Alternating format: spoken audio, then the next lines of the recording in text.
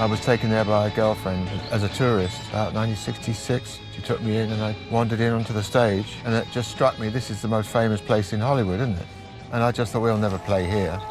50 years later, I had my own show there. He's a maverick guitar player who doesn't like to repeat himself, who takes big risks all the time, has done so all the way through his career. The guitar player who builds hot rods, I mean, the two go very well together.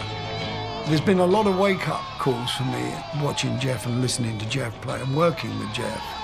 It's always intriguing, you know, and he's a great musician. He has so much to offer that, you know, he's been able to carve his own path. Music draws people together, and somebody lights a touch paper and it goes bang, and that's it. It makes you feel like important, like what you have to offer is a beautiful thing. Most guitar players just play guitar, and then Jeff can make it sing.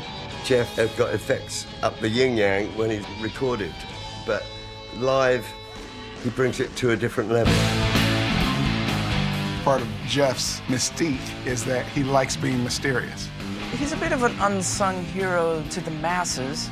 Part of that is due to many albums not having vocals. I told him that he was the Pablo Picasso of electric guitar. And he said back to me, he goes, I would think I was more the Jackson Pollock. And I was like, touche.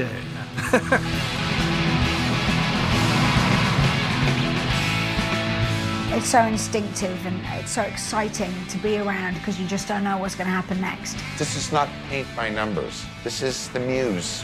And the muse is going to say what it's going to say. And he lets it happen, and next. He's such a forward thinker and an innovator. He's just always reaching for new things. Jeff is an incredible artist, and I always have an affinity for male artists who can find fantastic female artists to accompany them. Jeff is the guy who took the instrument of guitar to the furthest reaches of guitar universe, and nobody even come close. Everybody respects Jeff. He's an extraordinary musician, and he's developed a technique which is so complex. It's just a beauty to behold and to hear and to feel his playing. He's having a conversation with you when he's playing. It's just he's not singing. He gets sounds that no other guitar player gets. He bends notes like no other guitar player. You know, he was, and is still, the most original guitar player ever.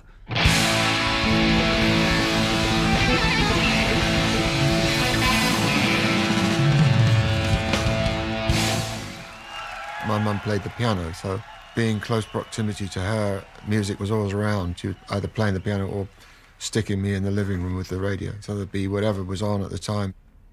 She had very strict ideas and hopes of what she wanted me to be. I would love to play the piano, but it's already done. And after I heard Art Tatum, there was a good enough reason never to ever sit in front of a piano again.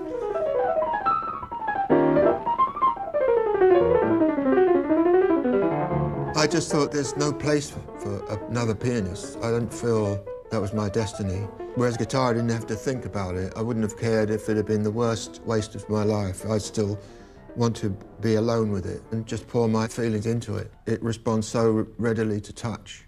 The radio was never off. I think my mum put it there just to shut me up. Somewhere there's music, fade the tune.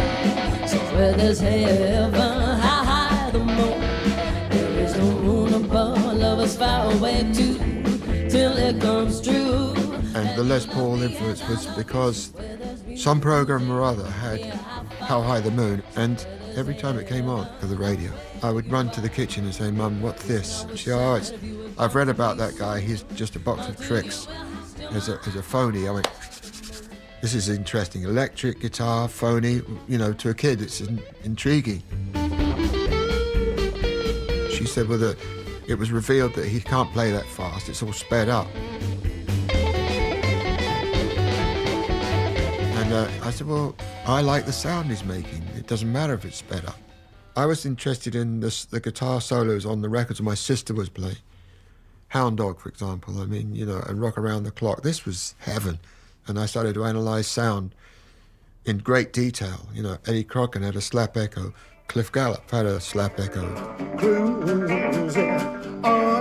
It was just too good. Those records still sound astonishingly good. Once I got to know Jeff and talked to him about his influences, he liked that guy that was with Gene Vincent a lot, you know, Cliff Gallup.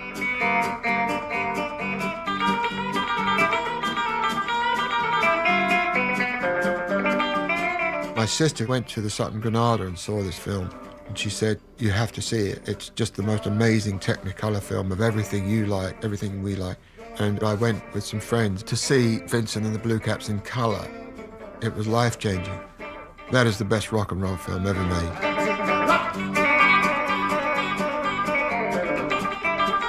Everything that I loved seemed to be coming from America.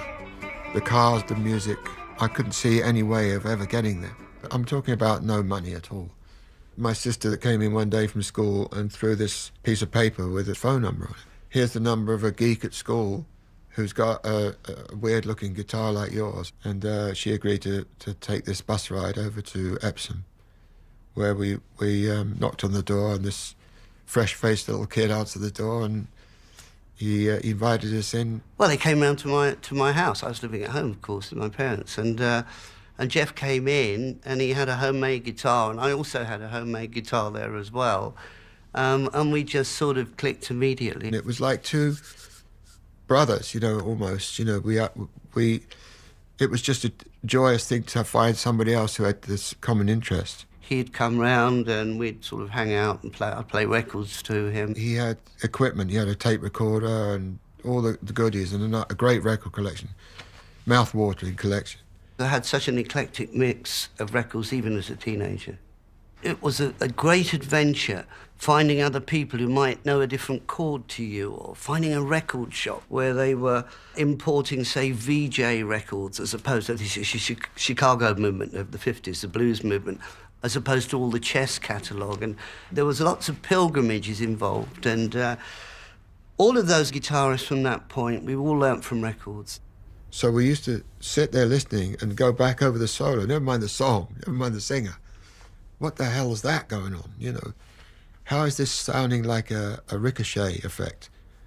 Why does it sound so exciting? You wanted to see if you could play what was on it. It's quite an accomplishment to hear something that's really, really, really amazing to you and really moved you, but then really actually work towards being able to play it. You've got a partner in crime. You've got somebody to hammer out ideas. When you've learned something that sounds reasonably impressive, you want somebody to see what they think of it. We were really, really keen on exactly the same things with the Gene Vincent records and Ricky Nelson records. There were always fine guitar solos by James Burton, and one of the things that we would ask of each other was, what's your version of My Babe? Okay, yeah, what's your version?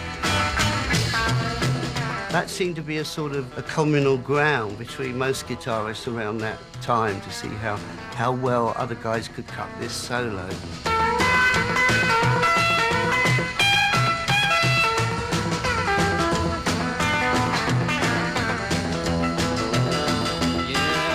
I used to love going over there, to have something that was so close to my heart, you know, and to my ears as well. It hit all the jackpots.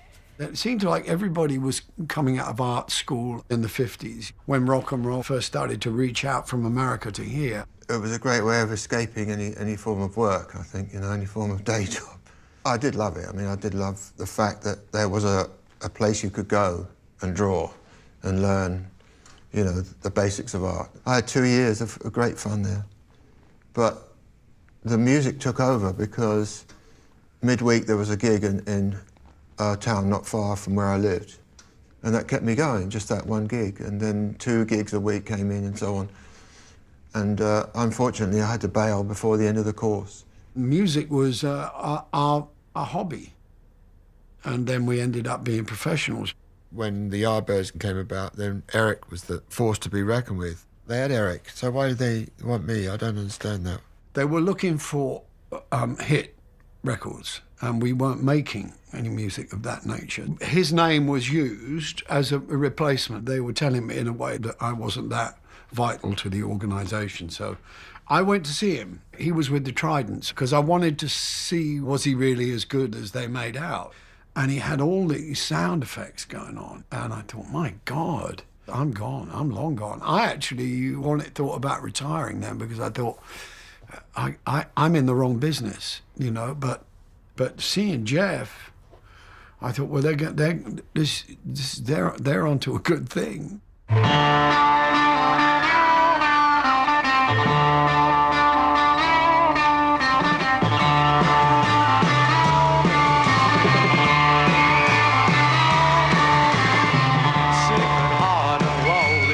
The Yardbirds a lot. I like that heart of the soul and the sitar-like playing of Jeff's. He's such a distinctive player. He didn't follow anyone else really, just completely out there on his own. They had a sitar player in the studio, and he was thinking in sort of 13 1/4 time signature, and they said, no, it's 4/4, down, down, down, down. And I said, it's sort of like this. And I got the octave, the G octave, and then played. And I said, why the hell we got him here? I can play that.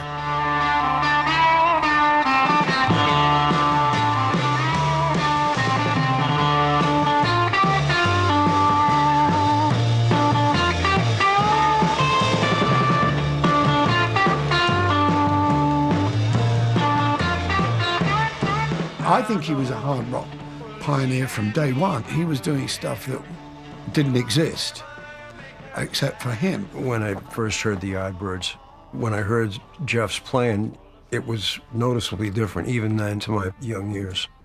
There was a sound to his guitar that kind of stood out and was different from the usual pop stuff. There was something about it, the notes he was playing, I mean, that was more lyrical to me. And within a month, we were flying over to America. Not only had been to America, but I'd recorded at the famous Sun Studios and Chess Records. Shapes of things before my eyes just teach me to despise. Will time make man more wise? Shapes of Things, amazing. I remember that distinctly. How is it we've had to come this far to get the sound we want? And England, the studios didn't get it. The engineers back in England were more pure. They didn't like anything that rattled or squeaked. I mean, bring on the squeaks. We don't care about that. Instantly, we heard the playback. We were all looking at each other going, this is the stuff, you know. Jeff would come round and he'd play me the sort of first cuts of the records. And I remember him playing Shapes of Things. And when it came to the solo, I thought, this is the most extraordinary solo. Ravi Shankar was playing quite a big part in the Beatles and stuff. And I used to sit over at Page's house listening to ragas, you know, and Vilayat Khan and Ravi Shankar, and just marvelling, how could this be adopted in the guitar, this bending of the string, to such an extent that you could play a melody with one bend?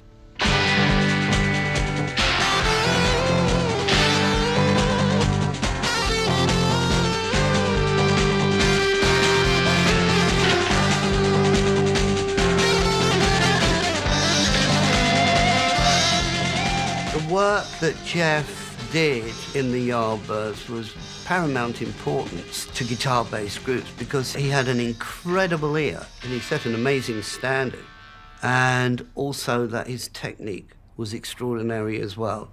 And I must say, when I heard that, I really understood what Jeff was really capable of. The Yardbirds had a crazy manager, and I remember Giorgio freaking. His steam was coming out of his ears when I played that solo. This is exactly why you're in this band. You are opening up surreal avenues, you know, like avant-garde avenues that are for the guitar in this band. Giorgio was great, but I think there was some skullduggery going on with the money. I don't know. All I know is that I never made any of it. I think I must have threatened to leave unless they got rid of him. Then Simon Napier Bell appeared and agreed to take over. Within 5 minutes, Jimmy Page is in the band, and we were on the set of Blow Up, and nobody knew what it was going to be like. As most movies, they don't really tell you. But I was just told that Antonioni was a great director and surreal, and it just seemed like a cool thing. And the check for 3,000 was amazing. And, you know, I don't think any of the band had ever seen that kind of money in one lump. They all went out and invested sensibly in fruit and veg shops, shopped, it's a business. And I invested in a 63 split-window Corvette, which was the only sensible thing for a person like me to deal with. I had a girlfriend in LA, and it was a comfortable place. This weather was amazing. And I left all that to go on this tour. It was the Yardbirds. I'd never played in America before. It was a shock. It was really surreal from everything that I thought that it was going to be. The Dick Clark Caravan of Stars was a conglomeration of acts that would all get on stage and do 2 or 3 songs.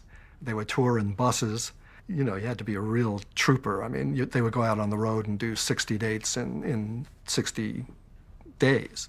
And that was very, very odd, because it was a collection of teeny bop stars, teeny boppers, and for a very young audience. In a bus that stank, and it was crammed with people that didn't really like us. We didn't get on with the rest of the cast. There was like a toilet that got busted, and that didn't work, and people had to sleep in the luggage racks. But Jeff missed all that, because he left pretty early after just a few dates. After 2 gigs, I thought, I've just nearly killed myself to do 15 minutes on stage of the 2 hits plus 1 other song. That's it. It was a quick turnaround. Jerry Lewis's son was on the tour, Gary Lewis and the Playboys, and I thought, this is so middle America. We're telling people that we're part of this, and we're not. The Yardbirds were completely on the road to forging a unique career, you know, and they threw it into this ridiculous mixing box. And I said, Jim, I called him to my room. I said, Jim, I've just had the horrors. Here's my guitar. You take lead tomorrow. I'm not even going to take the guitar. That was the end of me. No girlfriend, no Yardbirds, no nothing. But I had my Corvette parked in my mother's sideway, so I was free to dream again.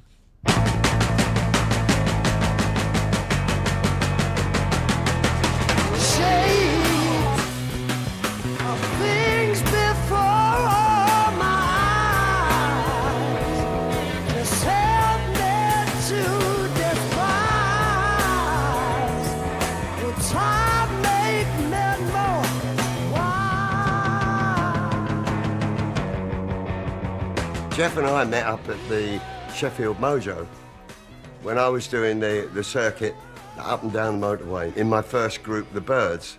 We got on really well, and he was telling me about this gig with the Yardbirds, and kind of spoke that, well, if we ever are not in the setup we're in now, one day we'll work together. One of the good things about the Yardbirds' times was that we'd come back from a tour of maybe up north, and even if 2 o'clock in the morning, we'd stop off at the Cromwellian Club. After the Yardbirds, I thought, there's nothing to stop me from going back there on my own. And the guy on the door went, Jeff, nice to see you back. That night, there was not much going on. There were Motown records playing, and I'm thinking, this is sad. I'm sitting alone with a beer. And there was one other guy in the corner, and it was Rod Stewart. We talked a little bit. And he said he was forming a band. He'd left the Yardbirds. I was out of work, and I think I may have mentioned Woody and said he's out of work as well. So it was like 3 out-of-work musicians, and we formed a band. His collaboration with Rod Stewart was kind of legendary. One of the best things that Rod ever did, as well as Jeff on that Truth album. It was the huskiness that was rare, you know, to have in a white singer. I loved it. Over here. Let me love you, baby. You're driving my poor heart crazy. Let me love you, baby. You're driving my poor heart crazy. The band with Mickey Waller, myself on bass, and Jeff on the guitar, the holes and the spaces that it left for Rod's voice in its rawness. Jeff used to really treasure Rod's voice, you know, and treasure all the things that could happen in those spaces. Oh, yes, you do, dog. Every time I see you. Oh, baby, when you walk, you know what? You shake just like a widow.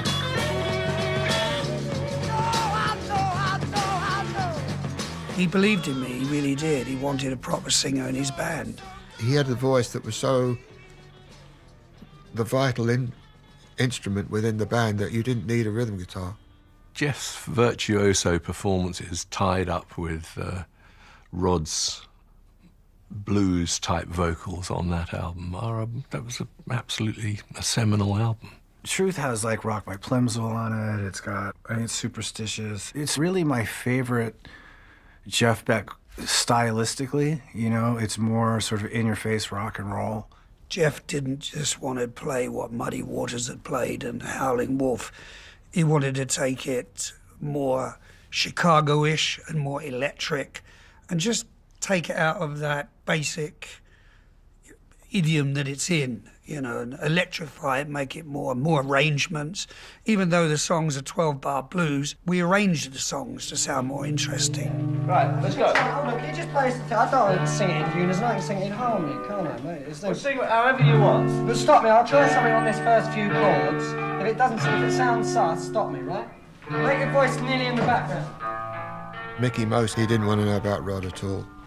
He said, "You're the artist. Your name is on the label." I said, "No, but I'm not interested in that. I'm interested in being part of a great rock band or a blues band." Mickey just believed in the old dollar, make it as quick as you can, and really wanted us to be a pop band.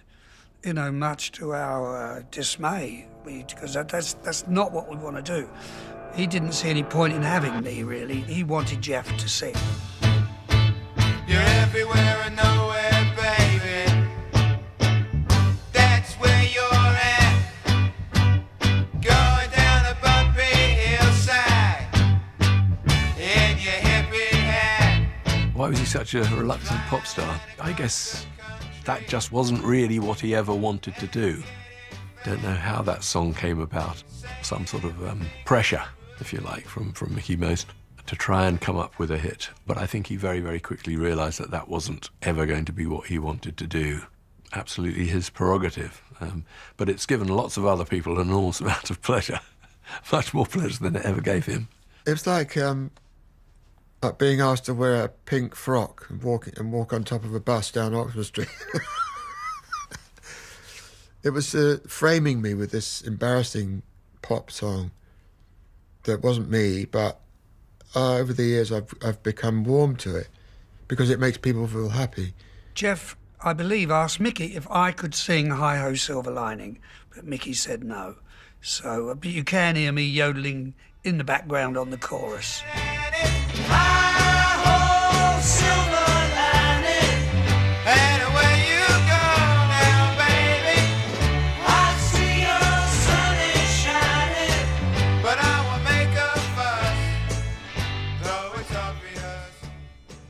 Just when you think you're getting there, you realise you're about 6 months away. I kicked off in Mickey Most's office, and on this particular argument, Peter Grant was there, and he was smiling at me. I was going, it was as though the smile was saying, give him some stick, you know. He needs to be put in his place, meaning Mickey.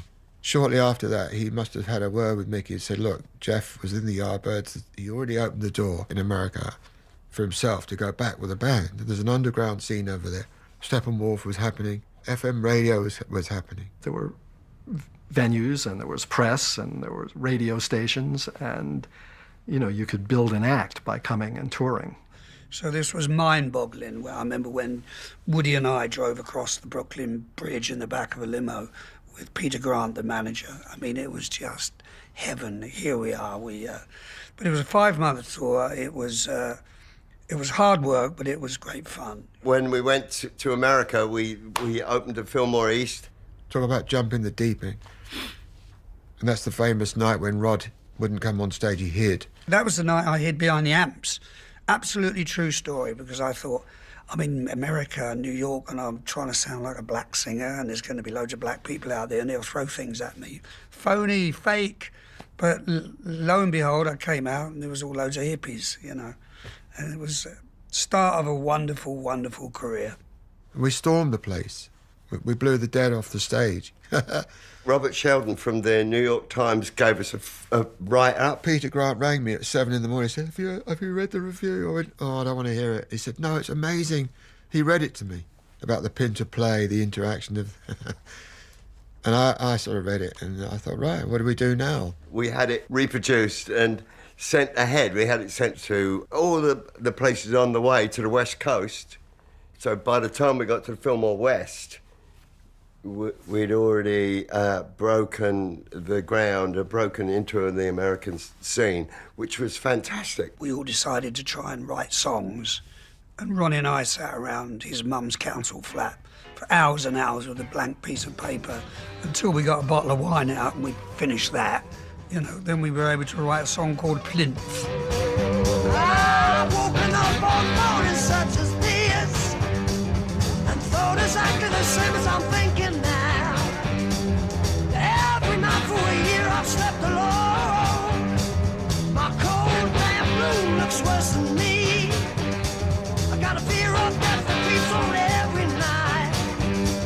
I know I won't die soon, but then again I might. Just like water down the drain, I'm wasting away. And oh, doctors can't help the ghost of a man, that's me. Plinth I'm very proud of because that was one of my compositions where I wrote the words. Moisture from the ocean fills the sky, falls back down to the ground as time goes by. Like moisture from the ocean fills the sky.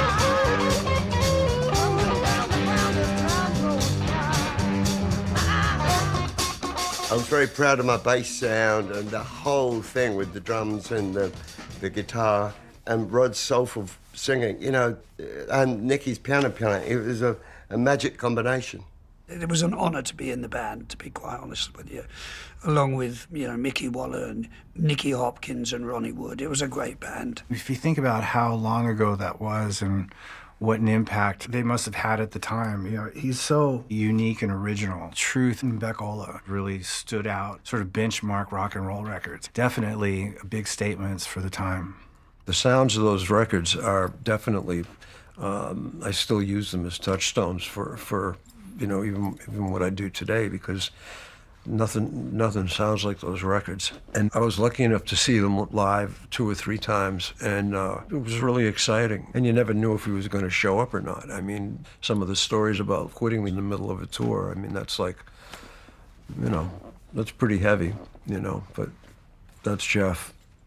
There was a rift between me and Rod at that time. I don't know how it came about.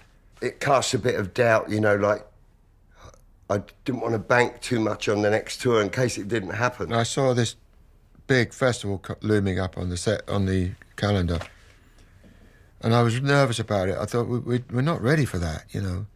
We're not ready to go up against Sly and the Family Stone. The Woodstock Festival was 2 weeks away when the Beck group kind of collapsed, and I thought, it's a shame because there's a big gig coming up in a couple of weeks. Woodstock. He disappeared in the middle of the night. Next morning, he was gone. And we got a phone call, Jeff's gone home. And when I saw the film, I just thought, thank God for my integrity. Thank God that the little birdie whispered, don't do it, because I would have been up there, dated and frozen with that image, you know, with the music not being quite right.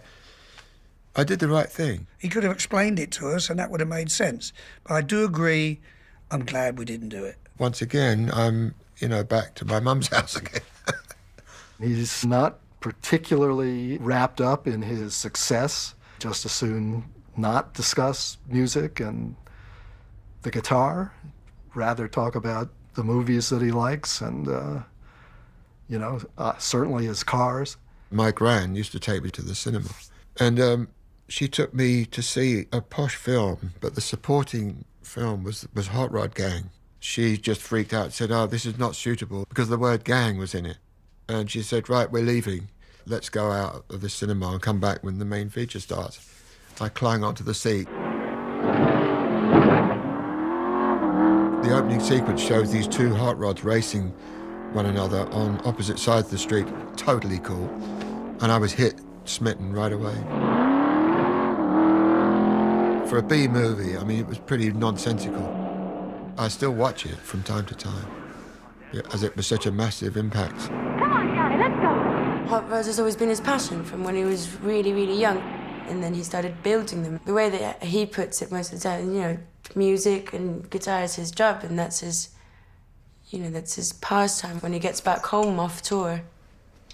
He's always kind of tinkered with his cars as long as I've known him, you know? I think the first time that I went to his house, the hood of his Corvette was open and he might have been under the hood. The fact that Jeff builds those cars and the fact that he does it so well, it's obviously, he's kind of a man of two passions, I think, guitar and cars. Your senses are sharpened because you built it. And even if you had a professionally built car, you're still driving an early car, you know, maybe Ford or a Chevy 30s, and they don't handle the same as a late model car. And I'm going over this hill, no top of the car, you know, just 30 miles an hour over this little gentle incline, get to the top of it, and the car starts to go straight onto the oncoming traffic without me touching the wheel. And I turned the wheel on the opposite lock, and it still kept going, and it hit this poor chap in this Morris Traveller head on. Broke his legs, broke my face up, and back injury, leg injury. I got taken into Maidstone General, who were amazing. I mean, just incredible. We had a cheerful chappie that used to come around and shave you, you know, and bring you tea. I was recovering, and then this guy decided to bring me a music paper, and he was a Scouser, and he went, "Your mate's gone joined the Faces." I went, "Oh, terrific." You didn't need to hear that right at that particular time. I think the biggest problem for Jeff is finding somebody to front the band that really fit what he was doing, you know. He had the, you know, arguably one of the best singers at the time in his band, and how long did that band last? A couple of years? Rod Stewart was great, but you know, more often than not, and I think one of the reasons why he ended up being an instrumentalist is just it was hard to find anybody that really interpreted the music correctly or just had the right energy or whatever it was, you know. I got to Epic in mid-'72, and the Orange album had come out a few months before that. The name of the album is Jeff Beck Group, but we all always referred to it as the Orange album because there was a photo of the orange on the cover.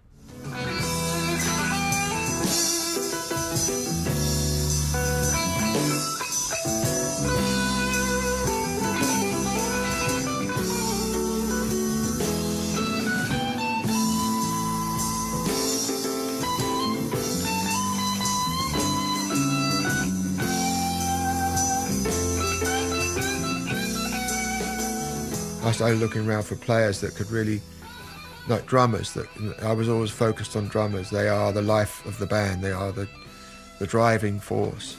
You get your drummer right, you're pretty much set for life. We obviously lost a lot of regular contact, but when I did see Jeff, he'd always be keen on his latest lineup. Always rave about different drummers, you know. He said, "Oh, I've got this guy called Cozy Powell, you know, like, yeah, listen to what I'm doing." I loved Cozy. I picked him out of a lineup of 20-odd drummers. Mickey Mo's secretary organised this whole audition. And she said, "Jeff, I know you're late." He said, but she said, "You don't need to look at anybody else. There's your brother over there." Looking like the same hair, you know. You're like, "Hey, Jeff, I'm Cozy." I mean, all right. And he started playing. And you saw people putting their cymbals back in the cases. They were packing their drums ready. They knew that was it. And then Max Middleton came up with the idea of a simple melody, a bluesy thing, with a bottleneck. And he said, "Why don't we write 3 melodies?" And there are 3 melodies in there. One plays the counter melody, and then there's a third descant on top of that. And I remember thinking, this is a cacophony of noise.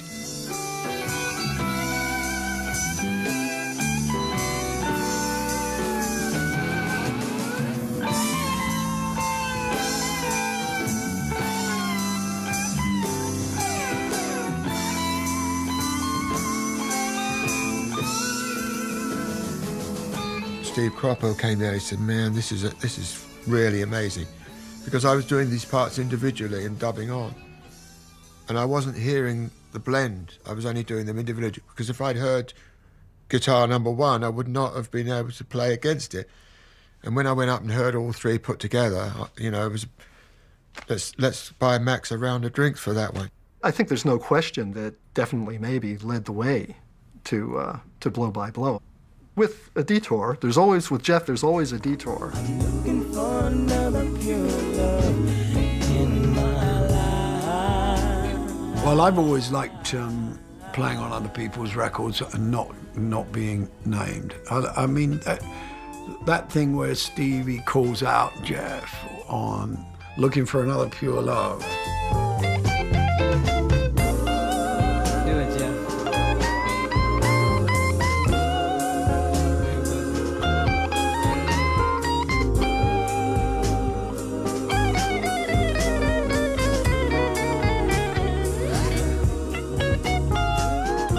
And it is actually great when it happens, but I think I like Jeff, like playing on records where we're just kind of the mystery agent, and I like the idea of someone being able to identify me by what I'm playing. Stevie's record company needed him to do something, and I wasn't doing anything.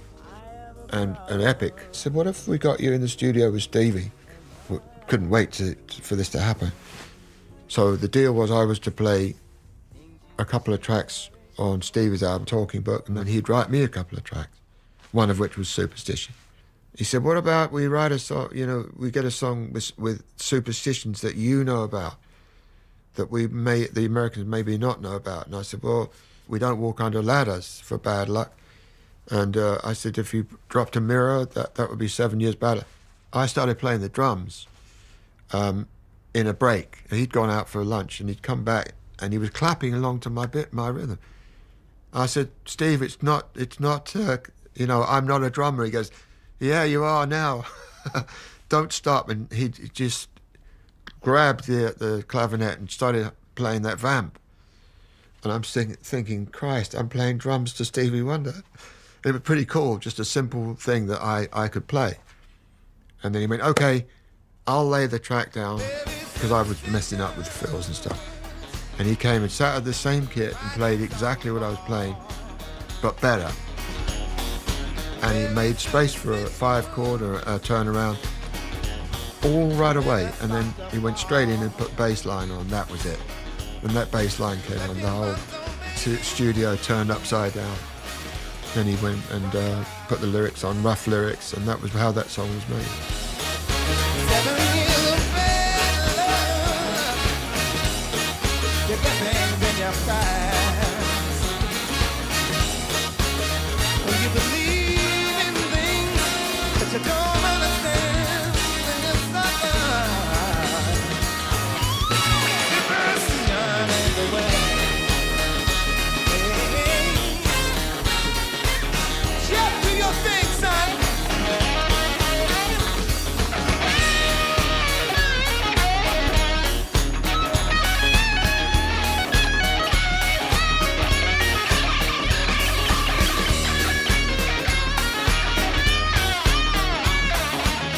But then when the demo went back to Motown, Berry Gordy heard it. He said, this is the best thing you've ever written. So out comes Stevie's single, and it's a smash, #1, and it still is like the biggest seller, I think, of all time of his singles. And it worked out okay because it was a much better version than the one we did, I think. We did a heavy metal version. I don't think he cared for it too much.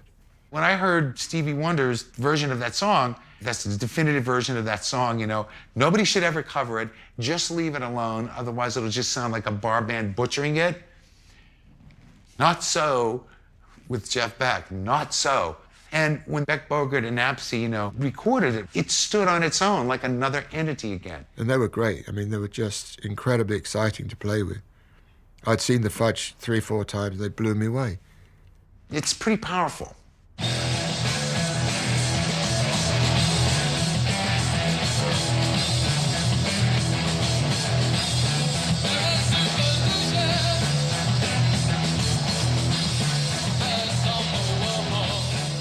Unknowingly, maybe Stevie had written the ultimate power trio song because the double bass drums that Carmen used were perfect.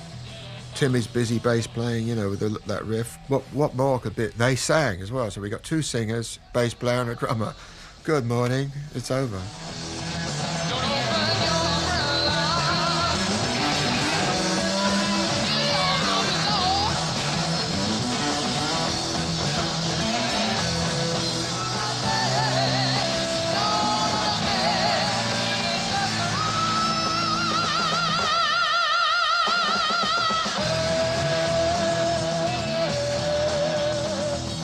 certain amount of fuck you-ness to everything Jeff does. And I think there's a big dose of that in that song. But unfortunately, we couldn't match any song to that level, that quality. So there was never really a proper album. We toured and we were knocking people out of the park, you know, it was great. We played Crystal Palace and there were girls swimming across this pond to get to the front of the stage. It was great. I thought, well, this is on our way. And we were getting ridiculously good response. And then along comes the mental writer's blocks. We weren't writing very good songs. They were making a second album, and it just kind of petered out. The managers had to get together and effect a divorce. Record company didn't have a whole lot to do with it. We were observers, spectators. It just exploded, you know. Sadly, it did. He's not as wrapped up in being a rock star, being that whole thing. He can be true to his art and still take, you know, and then he leaves it there, and then he goes home, works on his cars, lives out in the country, and I think he's found a really good balance between the two. I was working on the wrecked rod of the '69 accident, and I had a transistor radio playing. I was lying on the ground doing something to this back axle or whatever. Rainwater was streaming past me, and I thought, I'm in the gutter. I've ended up back in the gutter. And it almost washed the radio away. And it was McLaughlin playing on Jack Johnson, that amazing album.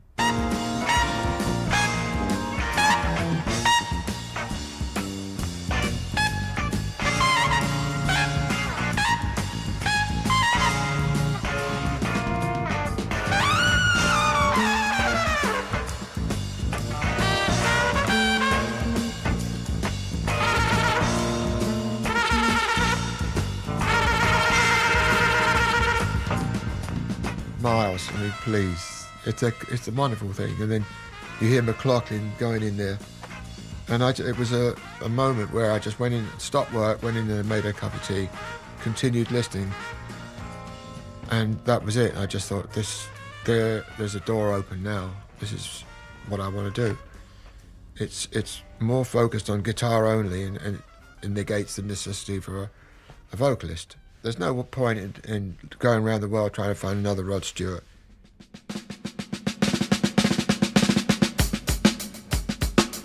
What a great lineup of musicians. The brilliant Max Middleton playing keyboards.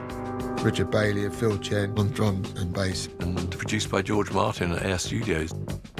I gave the album the title Blow by Blow because the word blow means many things. But I was using it in the sense of a jazz thing. When you do an extempore bit, you are giving it a blow. To look at the joy on George's face when he discovered that we were going to have fun. Jeff and I met up, and he invited me to the studio, and he was telling me how George was really just letting him play and stretch, and he was recording all the things and then making the finished version, you know. He was somebody who would really understand the precision of Jeff's playing and just how different and how separate it was from anybody else's. George Martin really understood that Jeff was a serious musician. He wasn't a producer with a singular vision of how he thought it would be that he would want to impose. And I don't suppose anyone would have much luck imposing their version on Jeff.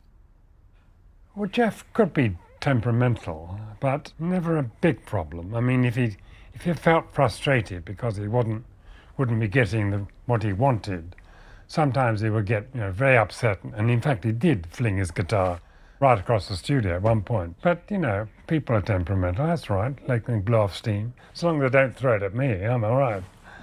We didn't have any problems. We got on very well. He loves exploring the guitar, and when he does hear something that catches his ear or gives him a new idea, he gets deeply into it. John McLaughlin was kicking my butt, at the time. The Mahavishnu Orchestra, that played a big part. Jeff's always said the Mahavishnu Orchestra is like his one. He still holds it as his holy grail. This is what inspired me to start pushing things to the next level. One tune that has some of that Mahavishnu feel is Scatterbrain. It started as a schizophrenic run that I did when I was nervous in the dressing room. 2 seconds before going on, I'd be and Max, being the calculated SOB that he is, he said, "You know that annoying scale you play? I've written some chords underneath it." He said, if you move it up a semitone, I can make a track out of it. And before we knew it, we had this song.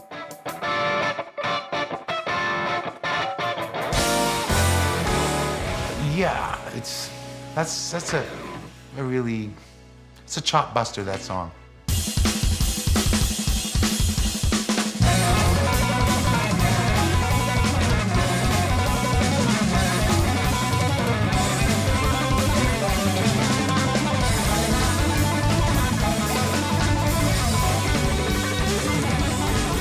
He really was getting away from the straight rock stuff that he was doing, and he wanted to open it up to a more melodic and a little softer and jazzier angle.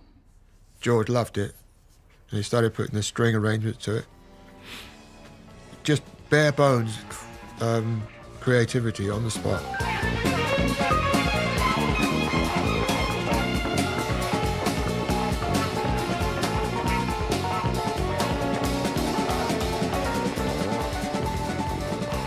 When I suggested to him that we use an orchestra with it, he was a little bit taken aback, I think. And for me, it was a fairly risky thing because Jeff had never done this before. And I wondered whether the audience would accept the fact that Jeff Beck was working with a string sound. George was open to anything and the most encouraging and most kindest person. And boy, did he get a great sound. 'Cause We've Ended as Lovers is the standout track of all time for me. I just think that is Jeff at his most beautiful, lyrical. It's a Stevie Wonder song, of course, which must be pointed out. When I heard that album, I just thought, oh, wow. Her voice was like a crystal stream flowing. And I started playing 'Cause We Ended as Lovers, playing the melody that Sarita sang. Max Middleton said, "That's beautiful, what is it?" And I played him the Sarita version. He went, "Why don't we do that as an instrumental?"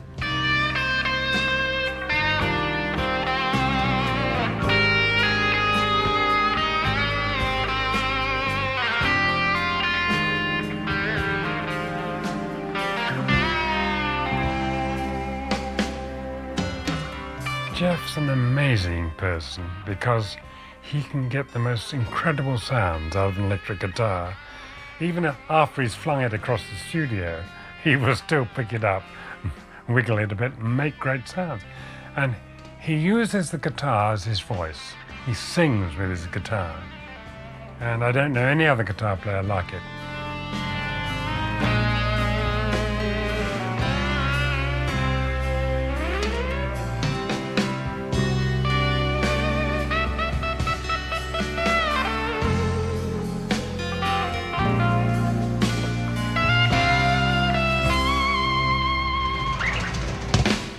Blow by Blow was an instantaneous success upon release. It really took off like a rocket, shot up the charts. Turns out that lots of Jeff Beck fans out there were just waiting for an album in which they could hear him play maximum guitar. Max and George, the two of them just were like two peas in a pod. Because of their musicianship, the keyboard, Max would come up with these twisted chords, enter the Pork Pie Hat, with the Charlie Mingus stuff. Goodbye Pork Pie Hat, written by Charles Mingus as an ode, really, to the great sax player Lester Young, really stands out as being something very special and different, something unexpected from Jeff. And after we finished, there was dead silence. I went, oh. And George went, you could hear the button go, he said, "Jeff, that was very tasteful."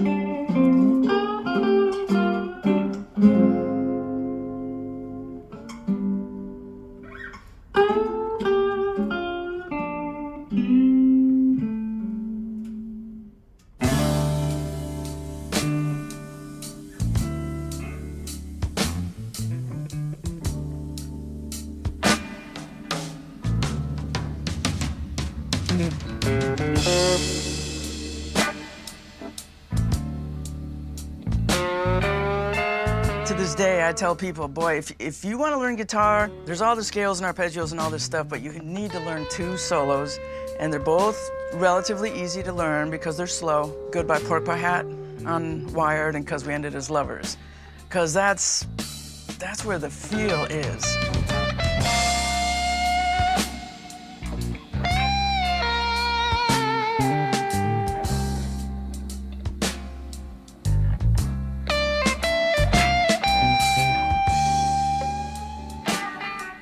I got a letter from Charlie Mingus, and it said, "Dear Jeff, I was so knocked out with your version of Pork Pie Hat." And that's when we had the world at our feet. You know, we could do anything we wanted. Jeff is like a rock and roll musician who understands jazz.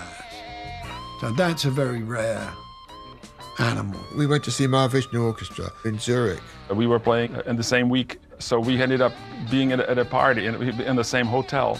We had the greatest time. You know, I got to know the Mahavishnu Orchestra, McLaughlin, Jan Hammer, Billy Cobham, Jerry Goodman. It was just amazing.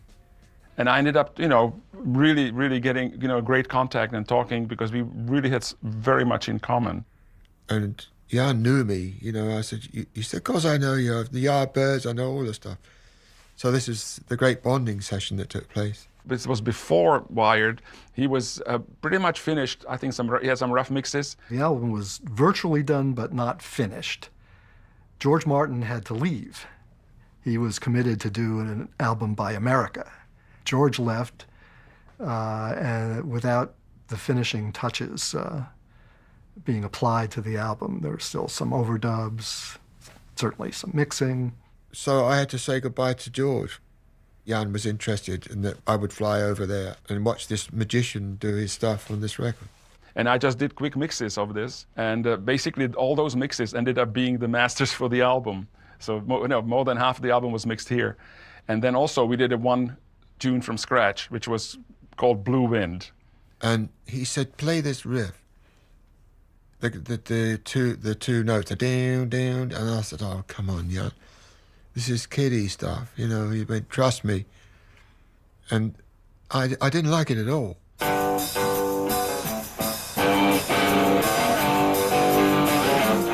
It was a very simple riff and a, you know, combination of things. And it, by the time, you know, I did drums to it and my keyboard synthesizers. And he got these oratones and stuck them on his mantelpiece and cranked it, and the speakers were shaking. I went, "Okay, I get it now."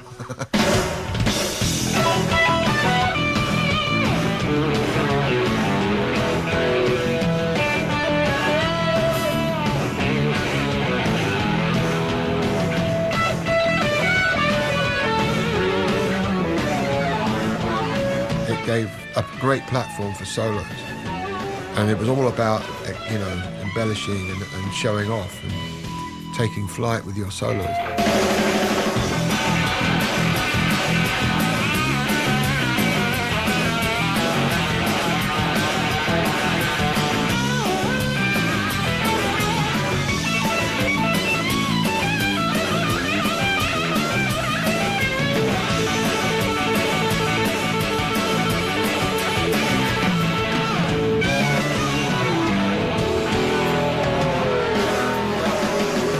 Just turned out to be a great tune that sort of has been living on decades now.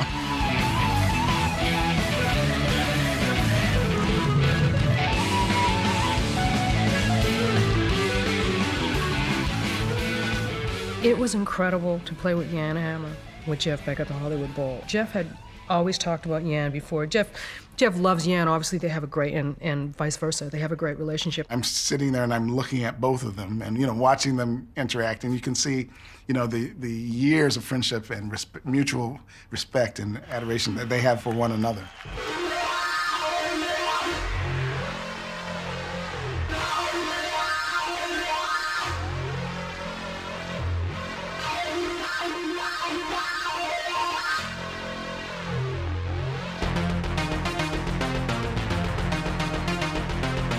Star Cycle was interesting because, again, what I did was I recorded the whole track here in the old studio with, you know, again, with the sequencer, and I played drums. And then I took the tape to Ramport the Who studio in London, and we edit all the all the lead parts on top of it. That song has a very particular melody, and again, the whole thing is about the trade-off between Jan and Jeff. How their minds work together is incredible. They can really bounce off of each other, and it's like fireworks.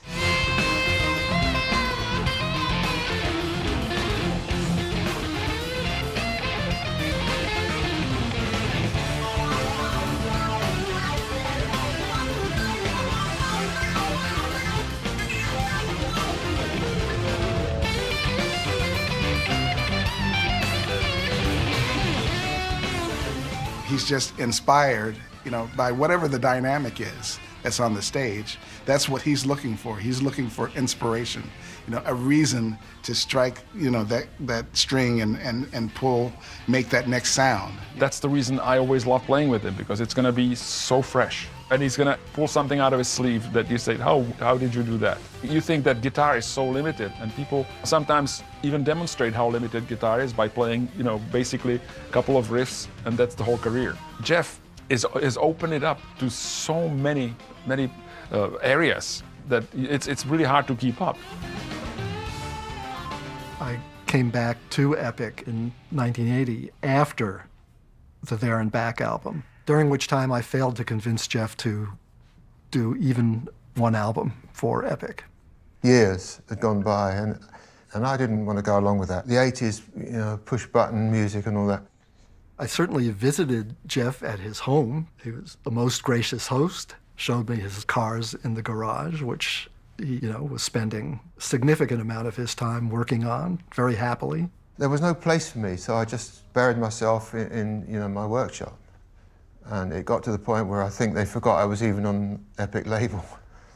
And, ended up driving to different sessions. Any artist would be thrilled to have Jeff contribute to their work. So the fact that over the years he's guested on albums from such a diverse array of acts, from Stevie Wonder to Stanley Clarke to Diana Ross to Mick Jagger to Tina Turner, on and on and on.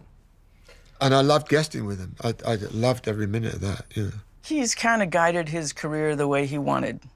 And there's something to be said for taking time off and regrouping rather than having a record company breathing down your neck for a new record every year. Epic Records thought it would be a great idea to get an artist to drop me a broad hint by painting this surreal garage with a guitar up on the ramp instead of a car. I loved it. I loved that cover. It was me. I mean, that was it. They couldn't have they hit it bullseye. That was me.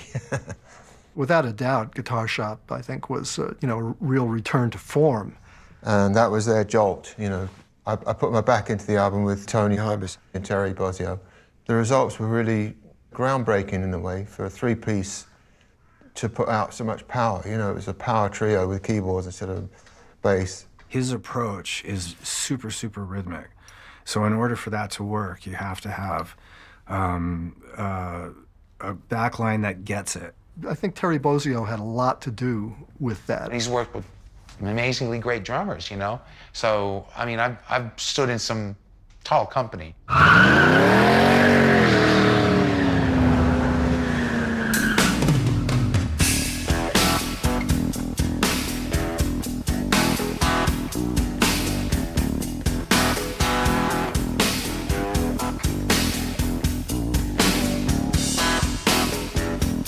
When you hear the song, it lives up to its name of Big Block, which obviously refers to a large size engine in an automobile. His playing is amazing. That Big Block riff is fucking awesome. The heavy kind of sexy riff in the middle, that was all my stuff.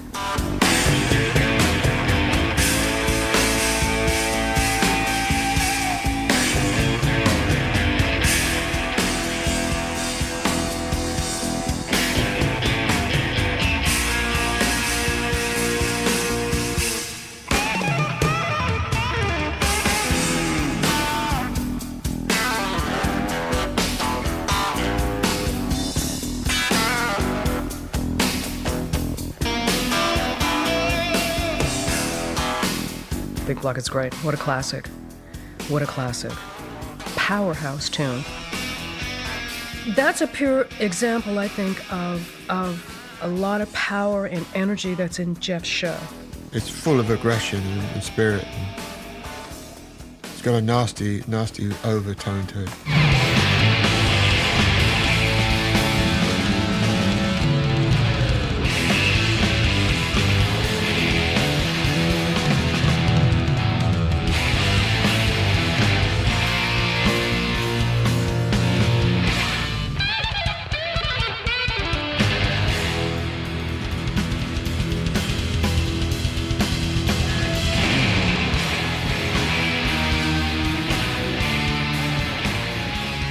There's this underlying, reoccurring riff that's happening the whole time. The main riff on the bass that's low enough to give space for the guitar to do absolutely anything. So he just goes mental. The sounds he gets out of that instrument still shocks me.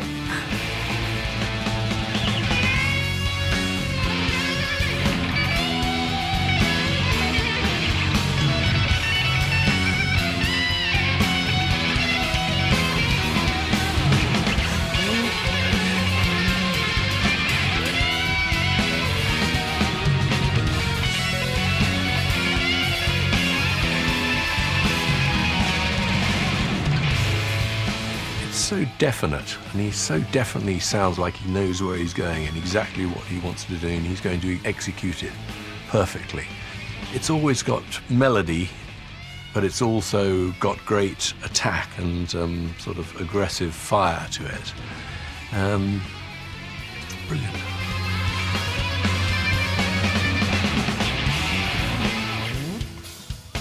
Jeff not using a pick, I learned a lot from that. So I actually alternate between using a pick and not using a pick because you're just that much more connected, and there's an emotional thing that happens when you do it that way that sings and soars above and beyond using a guitar pick. The early days in the Albers, he was still playing with a pick, but then he developed playing without a pick. And then he sort of concentrated more on Stratocaster. And he had the guitar so fine-tuned to every nuance and the tonality of it, the tension of it, that he developed a style that was totally unique. And that's pretty magical.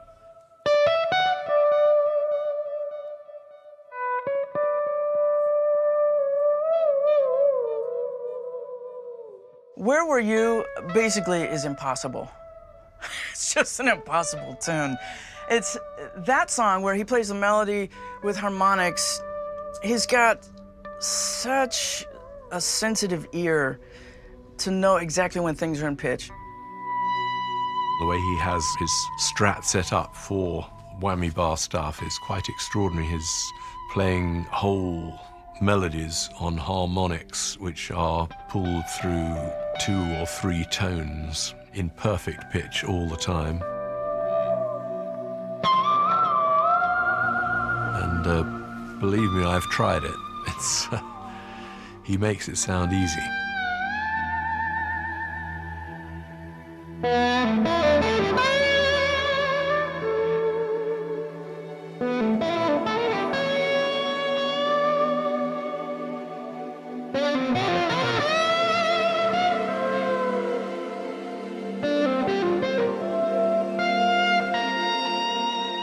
He was invited to come along and play at a memorial service for Richard Wright after he died.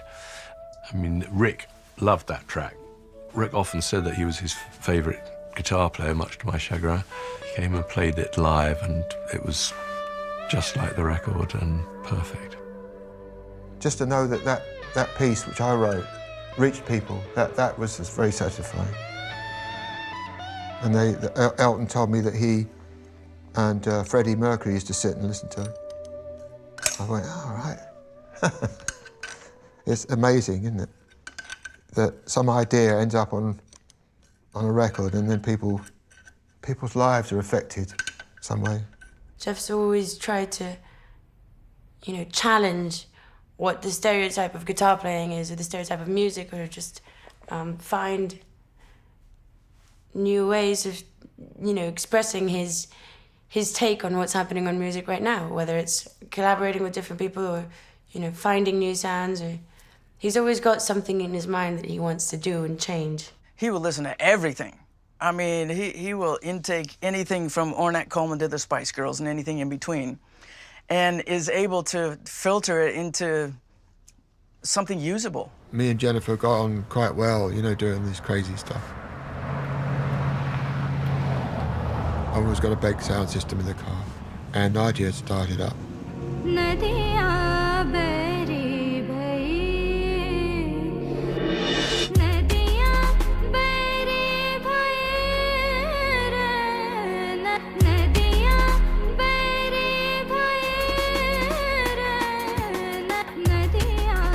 This is the most amazing thing I've ever heard. And I played it again and again on the way to the studio. And I said, listen to this. I'm going to mimic that singer. And man, it was the most difficult thing I've ever done. Those Indian singers, they twist and turn, and it's almost like beyond belief what they can do, leaping from note to note in the scales that they sing.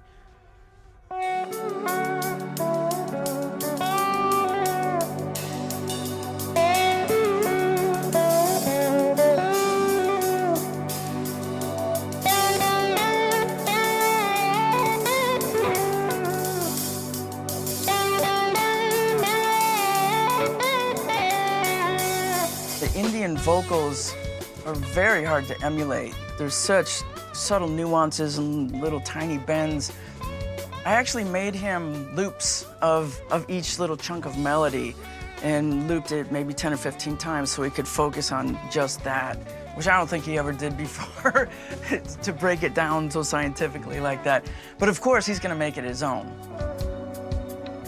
It's a perfect example of expanding the instrument beyond anybody's imagination, that it took his hands and his brain to be able to take it that far. When I talk to other guitar players about him, there's no question. I mean, there's everybody else, and then there's Jeff Beck. I don't even know how he's doing it half the time. He's combining the tremolo arm with bending and with volume. There's so much going on between his left hand and his right hand, and what the right hand is doing, all the independence that it has. It's all about making that voice.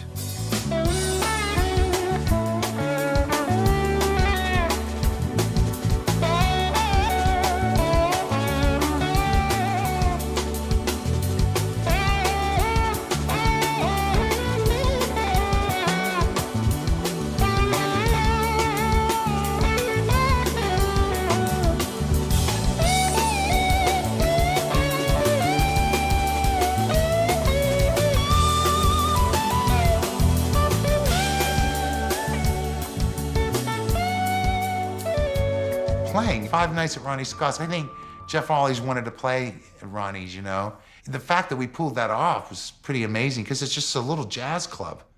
Everybody's been there, Rollins. I saw Art Blakey there. I saw Elvin Jones. These people belong in there, and there's Jeff Beck up there. No. How wrong was I? Amazing. I can't believe this. You people, but on top of this, I'd like to welcome to the stage somebody who knows their way around a Stratocaster. It was an honor, to get up with him in that venue. And the fact that he asked me to play, tremendously touching that he would want me to get up and play with him, Mr. Eric Clapton is here tonight. I may as well fuck off only. They were trying to figure out what to play, and Clapton said, well, why don't we play You Need Love? Baby, you look so sweet and kind. Baby, way down inside. Woman, you need love. Woman, you need love. We had basically all of Led Zeppelin there, all the surviving members. And it was funny playing You Need Love, because it was where they got a whole lot of love from. That was their influence for writing that song. Jeff and I, we go back to really early teens, and let me tell you, that was a long while ago. But But we must have been about 13, 14 when we first met, and, you know, we stayed friends all the way through, and... That was a surprise, the Rock and Roll Hall of Fame. To have Jimmy go up there and call me up to present me with the award, I was really flattered. And what he said really brought me to tears.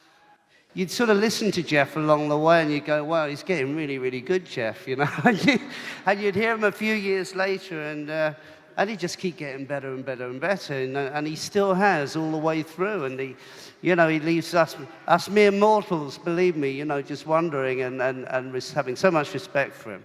And I tell you, I'm really honored to be here to induct Jeff into the Rock and Roll Hall of Fame, because he's done so much for rock and roll, and he always will. The plan was at soundcheck that we play Beck's Bolero. And I thought, oh yeah, okay, I'll bring over the original guitar that I played it on, which is like a Fender 12-string, electric 12-string. And so I took it over there and we had a rehearsal.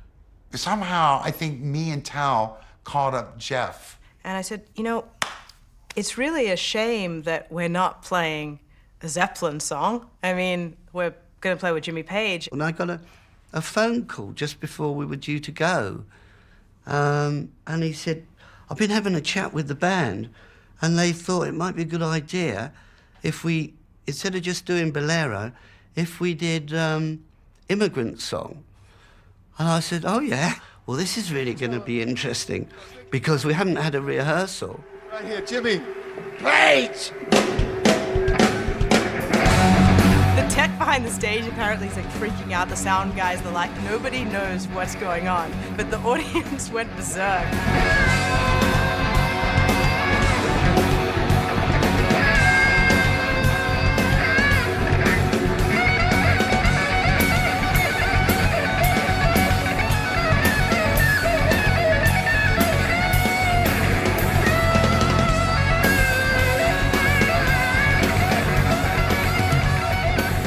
I mean, he was just soloing over it, then he'd throw the vocal lead in just to show, you know, just to show everybody just how on top of it he was. I still get goosebumps when I think about that right now.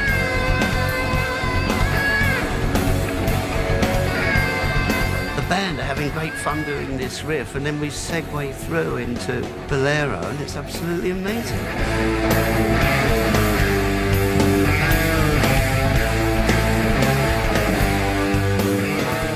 These people that came out of that same era with the same influences, and look at the voices that emerged. Jimmy Page and Jeff Beck. And then there was Clapton and Hendrix. I mean, these guys all took that same raw material and did that.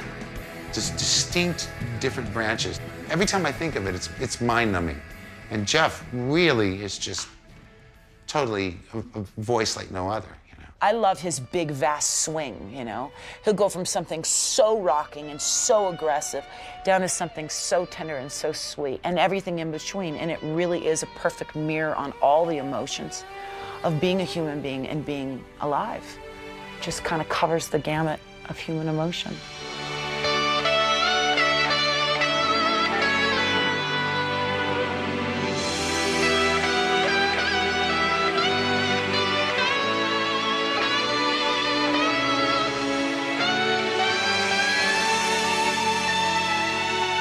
You could recognize Gilmour and Hendrix the same way you could recognize Jeff within, you know, a phrase, a note.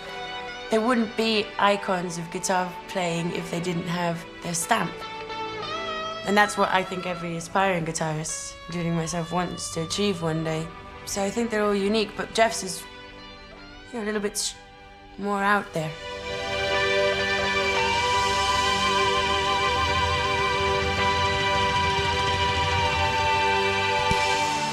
He was doing his set, and then I had to go on after Nessun Dorma.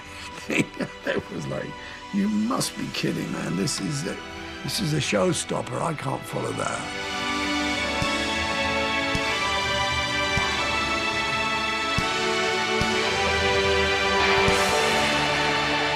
There's not too many musicians who can do that. That's a vocal tune for a reason. It's really about just his sort of, you know, his two hands and a piece of wood and the things that he's able to do with it, but he does it with a lot of emotion and a lot of soul and expression. All those years ago, you had a band that featured Rod Stewart as your vocalist. It's always seemed somewhat self-defeating to me to attempt to replace Rod with another male vocalist. Jeff has a really cool knack for picking female singers with his choices like Imelda May, Joss Stone, and Beth Hart. There's a perfect example of 3 absolutely amazing females that go with his style and the type of energy that he wants to portray and the type of energy that he wants his band to portray at that particular time, the type of fire that he wants to have. Some told me that it was over, baby, I had an opportunity to go write with Jeff. We wrote a couple of beautiful songs together, and I thought that was it. And then he called me and asked me if I would be his singer. That was incredible. And I didn't get to sing a lot of songs, but I did get to sit on the side of the stage and watch him play and understand why. He's the most innovative guitarist of all time. in my soul said, go on and cry, girl. Jeff really appreciates singers. You know, he's always listening to singers and the way that they articulate. Beth Hart is somebody I've actually worked with before, and she's great, and she's very soulful. As a singer, he knows what is the kind of song will best be for you. And he turned me on to that song, and I loved it. I'd rather, baby, be a blind girl, baby, than to see you walk away from me, baby, don't leave. Here he is, 50 years later, after his girlfriend takes him out on that stage, and he looks out and he says, God, I want to play here so bad. And 50 years later, he plays there, sold out, gorgeous, kills it. It's just wonderful.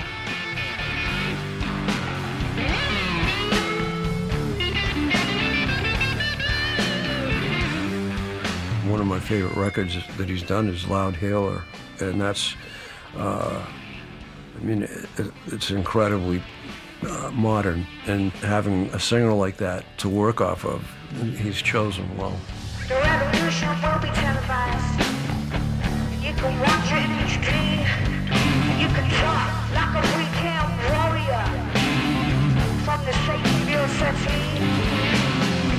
There's a lot of pressure opening Jeff's show. This is like 50 years of Jeff Beck. Rosie stomping around the Hollywood Bowl, and all these top of the heap kind of rich guys down the front, not knowing what's going on. He always decides to do something which no one would expect him to do. Working with us, this like unknown band from Camden, Jeff's always supported young artists, and especially women. He's had a history of having really great female musicians with him.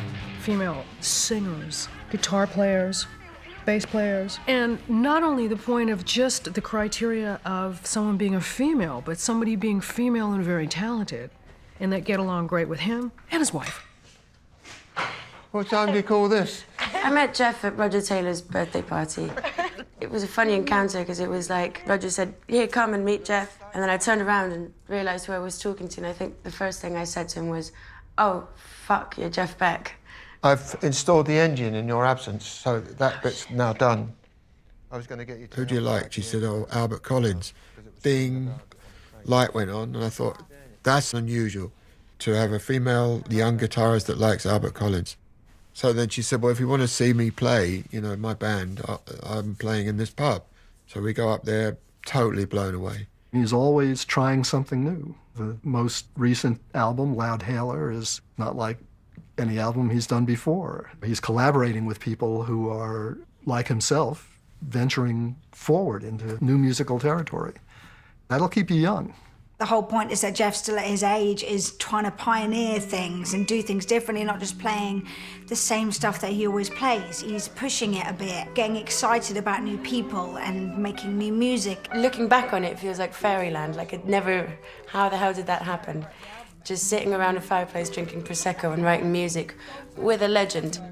There was a lot of chatting about things that were interesting him in the world, and then after that, everything kind of came quite easily. It was done, you know, under this roof, and it was a beautiful, very natural experience.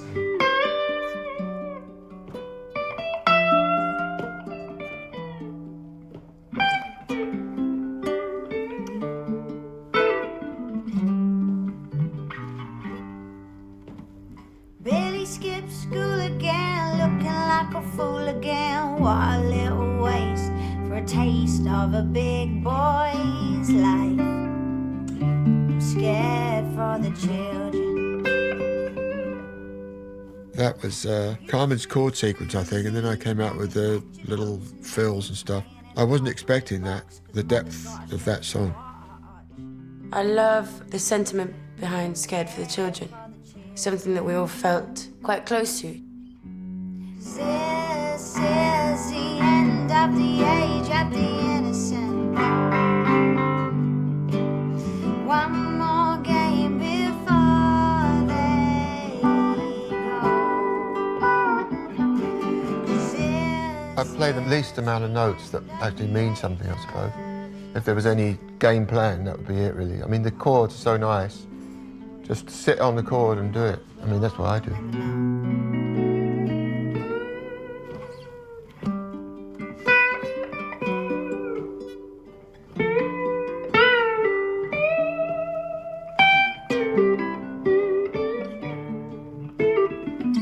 Jeff's solo on Scared for the Children, suave at first and then explodes in the second half.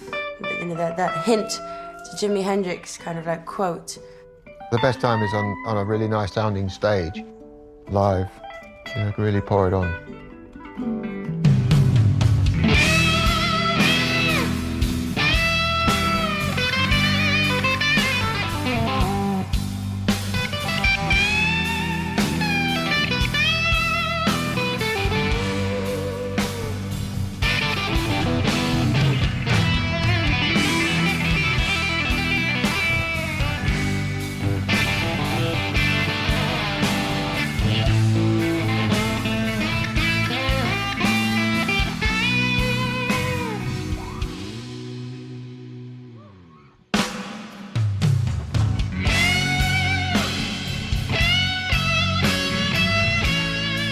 Jeff is probably one of the most influential guitar players alive today. And whenever I get to play with him, it's an experience that affects my drumming and my musicianship.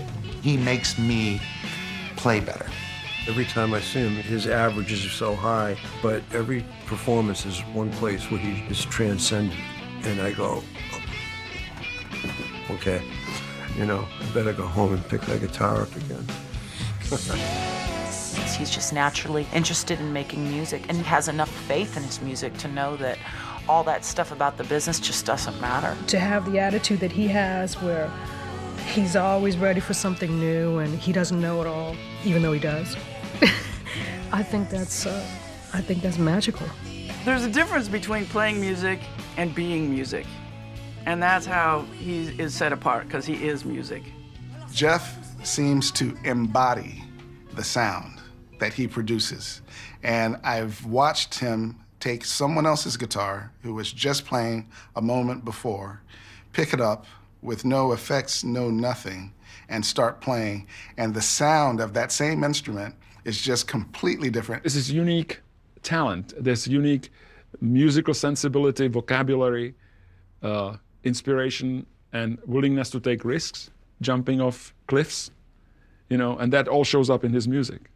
People do need to up their awareness about him. I mean, where have they been? There is no one else that has been as consistently good, exciting, out there, looking for new things, adventurous, maverick, since he started in the 60s. He just loves music.